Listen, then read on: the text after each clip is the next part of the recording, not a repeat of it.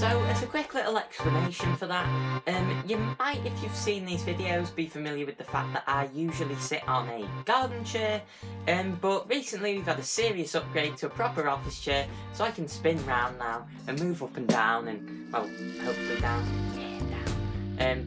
But that isn't the point of the video.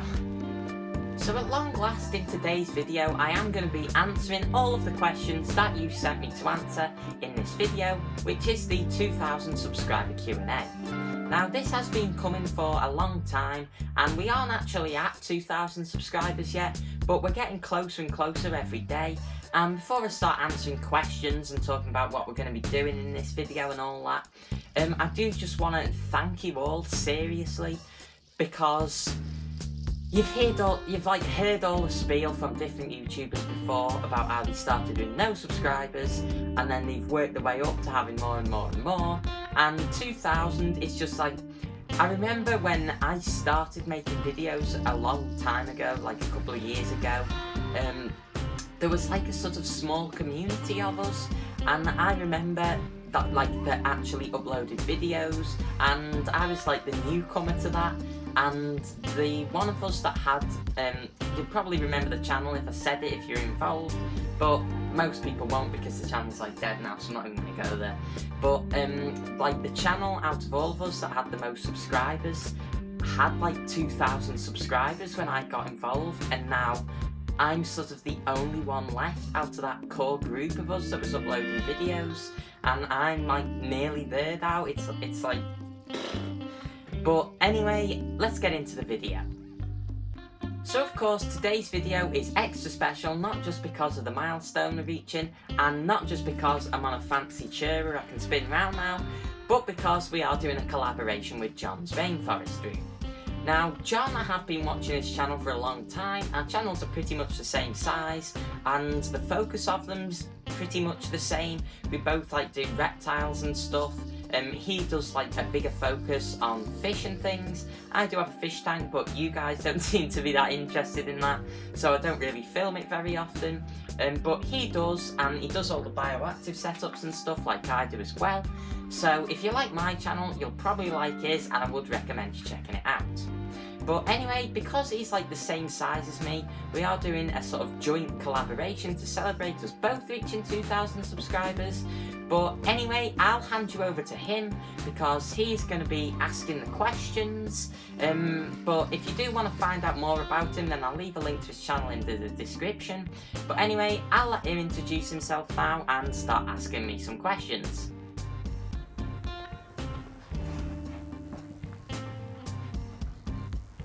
Hey YouTube, I'm John from John's Rainforest room. Just a big thanks to Joe for inviting me to do a collaboration video with him. So we're going to do a Q&A today, but as we're both approaching 2000 subscribers, we'd really appreciate you to show your support. If you're not yet subscribing to either of us, then please hit that subscribe button and notification bell so you don't miss any future videos. But without further ado, let's crack on with the first questions. So there's quite a few questions for Joe, so I'm going to group them together a little bit. So the first question is, can you feed a leopard gecko locusts and mealworms for his entire life? So the straight up short answer for this one is no, because dietary variety is incredibly important. Basically you want to offer as many different species of insects to your leopard gecko as possible. So that means all of the crickets you can get a hold of, all of the roaches you can get a hold of. Locusts and mealworms are good, and you know, waxworms and superworms or moria worms, whatever you want to call them, are good for a bit of extra variety, but they're only treat items. I won't talk about it at length why you want dietary variety, mainly because right now I can't, and I'm going to hold my hands up and say there is completely different lighting in the shot, and also not using a tripod, because I did actually forget to film this clip, and I've just ran to film it dead quick, so you're not getting a long answer today, but luckily for you, I have already made a full video about this that I will throw up in a link right now. And how long do corn snakes grow after they shed? Now I'm sort of assuming that there's a bit of a misunderstanding in this question, because with insects, every time they shed, or other arthropods I think, they like shed their exoskeleton and then grow suddenly, and then sort of don't grow until they shed again. But with reptiles it doesn't really work like that. So a corn snake will shed its skin and then grow just continually and slowly until it can't grow any more in that sheds skin, and then it'll shed it off, and then it'll have another period of growing, but all the time it doesn't stop and start growing. But then if that's sort of not your question, if you're just asking how long a corn snake grows for, then they do actually grow for quite a number of years. For mine, definitely, it was the first 2 years were the most growth, and then he's sort of grown continually for the next 2 years after that, and then by sort of 4 or 5 years, he hasn't grown since then. People do say that they continue going throughout their lives because they keep shedding, but that's just a complete myth. They don't. They're shedding because they need to replace that outer layer of skin as it gets damaged, not really because they keep growing. Okay, so on to the next questions. So these are all from the same person. So what is the meaning of life? What books do you recommend? What things do you find beautiful? And why do you love reptiles? Questions coming in from Lizard, who is an absolute ultimate supporter, as is Niels, and I really do thank you for that, because it does mean a lot every time you guys come in and give me a really positive comment. But to answer your questions, the first one, what's the meaning of life? I would actually say that there is no meaning, because I think sort of the notion that there is a meaning of life is sort of a thing upheld in religion, and I'm not getting into that, but I'm not religious at all, and so for me, I think the word you'd use is nihilism. I think that's how you say it, but life is just a sort of random, lucky, fortuitous thing that exists, and I think it's wrong to actually look for a meaning for it, because, well, I suppose you can look for a meaning for yourself, which is perfectly fine, but to say that there is a given meaning of life, I wouldn't actually say that there is. Now, what books I'd recommend is a really easy question. I've made a whole video about the Arcadia Guide to Bioactivity and the Theory of Wild Recreation before, and as you can see from my setups, I do really like that book. I have also recently got a hold of copies of Arcadia's new book, Fire, subtitled The Sun, its use and replication in the hobby or something like that. I'll throw up a picture. And I've also got the Arcadia Guide to MBD and its elimination in captivity, and I am reading those. But apart from those sort of reptile related books, I don't really do books that aren't biology at the minute. I used to read storybooks and stuff, but I've sort of grown out of it a bit. Although Stephen J. Gould, or Gould, however you want to say it, has done some really cracking books. There was one, Hen's Teeth and Horse's Toes, I've read, which is an absolutely great book. And I've also started reading a bit of Richard Dawkins' The Ancestor's Tale, and that seems like a good book as well. What things I find beautiful? Come on, you know the answer to that. And quite another philosophical question coming in from Lizard is, why do I like reptiles?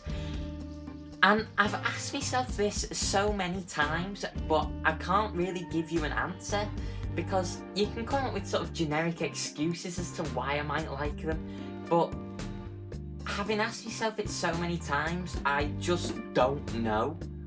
At this point, I just do, and pretty much always have. I honestly can't remember what got me into them.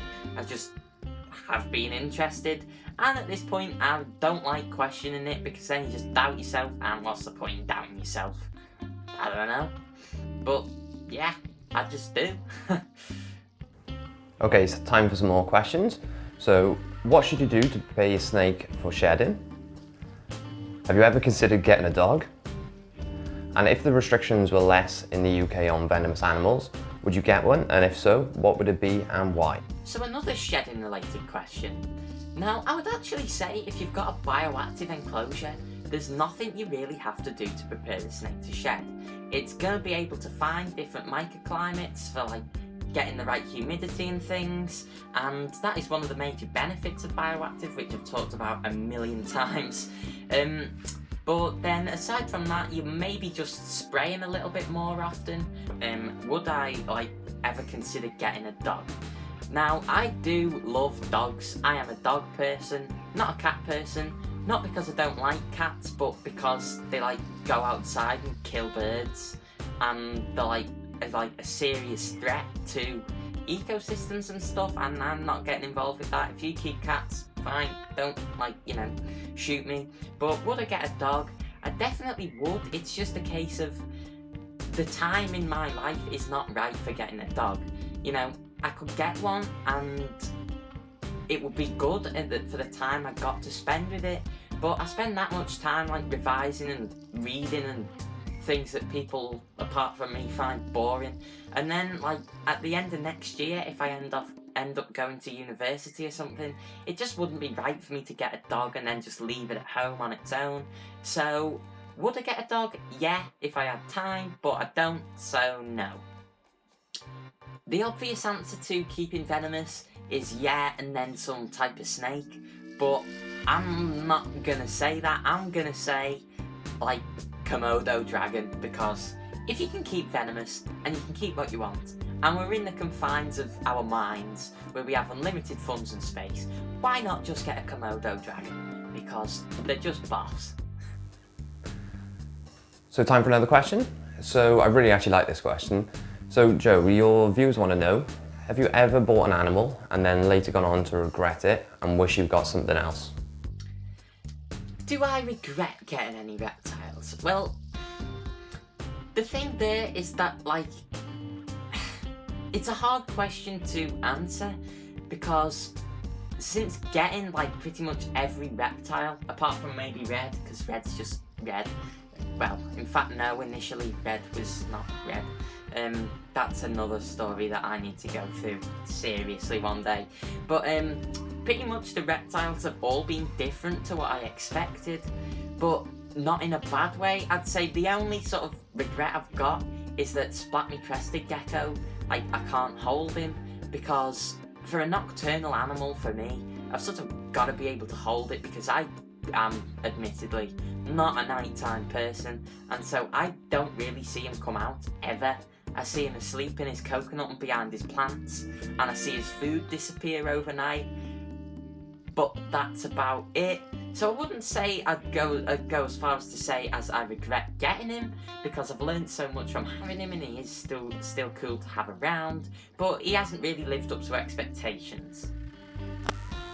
Okay, so moving on. So your viewers want to know, Joe, your #1 tip for time management for keeping pets, and what type of sand brand would you recommend for any keeper? My ultimate time management tip is go bioactive.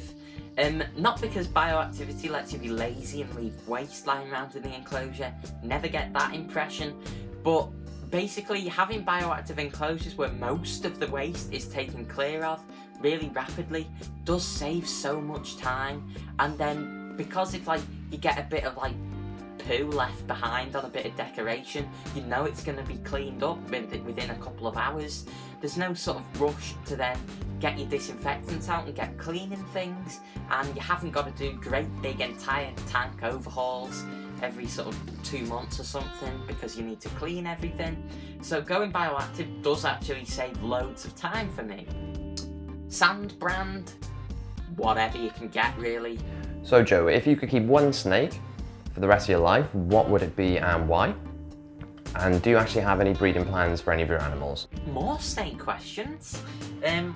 Well, if I could only keep one snake, the obvious answer to this is Red the corn snake, because I've only got one snake, so if I was going to keep one, it would have to be him. But then, if what you're really asking is if I could keep like one species of snake, say, like what's my favourite species, then that's kind of a hard question. If I had like an enormous amount of space, reticulated pythons, the wild colours are just absolutely beautiful. But then I do love Vietnamese blue beauty snakes, they're awesome. Some of the arboreal snakes are really cool. I'm not really like spectacularly into green tree pythons and Amazon tree boas. I mean like some of the vine snakes and things, but there's just so many species out there that choosing one will sort of be really hard, so I'm just going to stick with the answer of red. So I actually do have a breeding project underway at the minute, and that is with my line day geckos. A little bit of an update on those. They aren't fighting at all anymore. They seem to be getting on really well. I did a video talking about all the different sort of interaction they have with each other, and just this morning I was watching them, and the male was doing like this jerky head shake thing he does like that. And then the female was doing the thing where she sticks a tongue out to him, and it's like a communication they do. And then there's also a lot more physical contact between them, where they sort of rub against each other. Absolutely no fighting or chasing though anymore. And the male isn't even being dominant over food, which is amazing. So they seem to be getting really well, and I am hoping they will breed. But then I do have a plan for another breeding project coming later this summer. I'm hoping that I can get a hold of either one of the small species of milk snake, or I am looking at something that's available at the minute that I'm not going to tell you, because I'm hoping that in like 2 months I'll be able to get them, because it's a 1.1 pair and they're not very commonly available and they look really cool. So that they are a snake, I'll tell you that much, but hopefully next year, if I can get the pair, we will have some eggs from those. Okay, so some behavioural issue questions now for your reptiles. So how can you calm a crested gecko's feeding response down? So this is about the most awkward question you could ask me, because I actually can't answer it, because my Crested is the same as yours. He's absolutely nuts. If the lights are off and you go past the tank, he just launches out to try and eat you. If you like move anywhere near him, he starts squeaking and wagging his tail. He just does not like being held at all.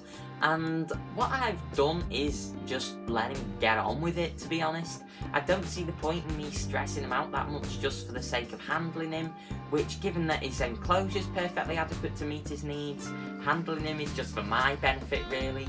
So all I can say is just let him get on with it and enjoy them as a look, but don't touch, pet. So Joe, your last question. Your viewers want to know, are you ever going to own a chameleon? So good old Neil's asking us a question, will I get a chameleon? Honestly, I do absolutely love chameleons. They've always been one of my absolute favourite animals because they're just so hyper specialised. It's like the fingers are fused to create hands, which is like completely unique amongst reptiles. Their eyes can like look in different directions, perfectly prehensile tail, long tongues, change colours rapidly. That is just, they're just boss, aren't they? But would I ever get one? I would have to have space for it. In my current reptile room, you'll see behind me that my bearded dragon's enclosure is here, and my corn snake's enclosure is here, and they are each 5 foot by 2 foot by 2 foot, so they take up 10 feet of length because they're end on end. If I'd have put them in 4 foot by 2 foot by 2 foot, that would have left me a perfect sized gap at the end for a 4 foot tall by 2 foot by 2 foot base chameleon enclosure, and I could have got one, which was really like a tough decision, but I decided it was better to have fewer reptiles and give them more space, give them more priority, than trying to cram more animals into one space. Because even though I love chameleons, the space and things that they require, it just really wouldn't be practical for me at the minute. So anyway guys, that is it for the Q&A. Big thanks again to John for taking part in this.